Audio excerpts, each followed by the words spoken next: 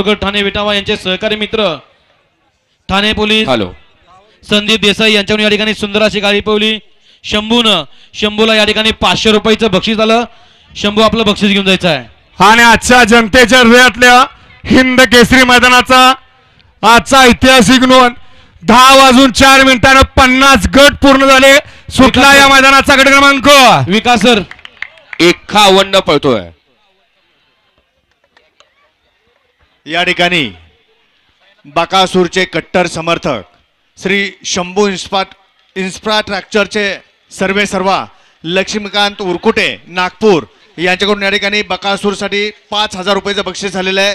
मोहिल शेठ आपलं या ठिकाणी 5,000 रुपये जमा आहेत. आपलं बक्षीस घेऊन जा.